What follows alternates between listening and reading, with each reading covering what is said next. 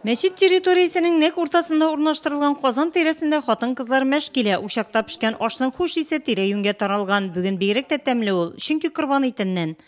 Biz аны бисмиллаһи әйтеп пешерәбез.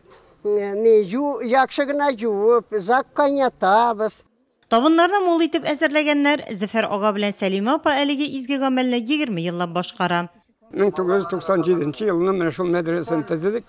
Заводта мәнесен төзеп бетергәнчә мәчетне 3 ел монда шушы мәдрәсәдә без намаз укыдык 5 вакыт. Инде шуннан бирле хәзер 20 ел була инде иншалла.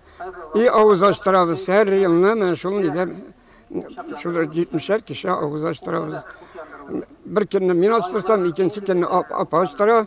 Şimdi bugün biz üzerine bir sarık, üzerine iki sarıkның niye böyle ütkərəbiz bu məclisine. Зөфәр ага Гыймаев районыбызның Аксакаллар шурасын җитәкләй. Сәлимә апа корбан ашларын уздырырга мөмкинлек булганга сөенә. Чөнки аның яшьлеге динне кысырыклаган чакларга туры килә. Ураза тотканнарыбызны школда ачтыралар иде, уразабызны елап кайта идек. Шул хәле стырылгы булды инде.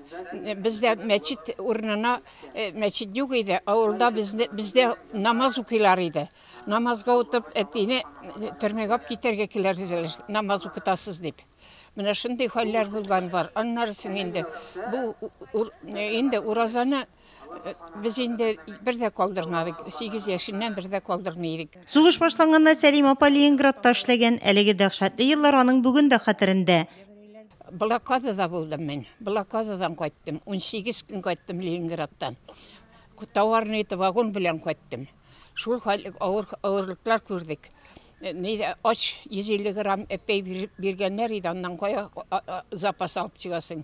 Шул инде шул пашаталар иде инде бер тапкыр суткага бер половник. Ул кебестә суы, ливеренге суы. Менә шуның ашап кайтты 18 көн. Күтәрәмдә калды, ярты халык калды.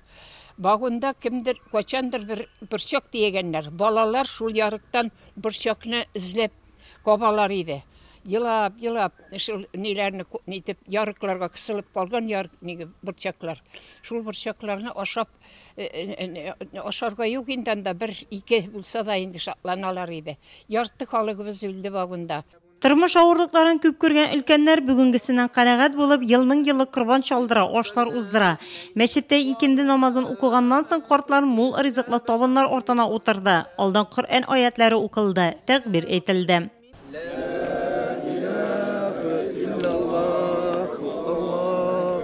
Коръән дугалары белән башланып киткән әлеге күркәм табын артында район яңалыклары урып җыю эшләре турында сөйләшенде. Район башлыгы Равил Кузеров мәчет картларын быелгы уңышлар белән таныштырды. 10 мең гектар зимой чәчтек, тагын 8 мең чәчергә әле. Аны bir 30 кормовой единицага корма заготовлены, сенажлар күп. Менә бәяләр генә булсын да, тагын да безнең бит колхозларга, халыкка бит инде экономика кирәк хәзер. Элекке финансирование юк, дәүләттән бирү. Шул бәя булса, тагын да яхшы була. Корбан аша мәҗлесендә шәһәребезнең актив аксакалы Зөфәр ага Гыймаевка Татарстан Республикасы мөселманнары дини нәзарәтенең халкыбызга хезмәт иткәне өчен медале тапшырылды. Соңыннан 50 көнгә бәрәкәт теләп дуга кылынды.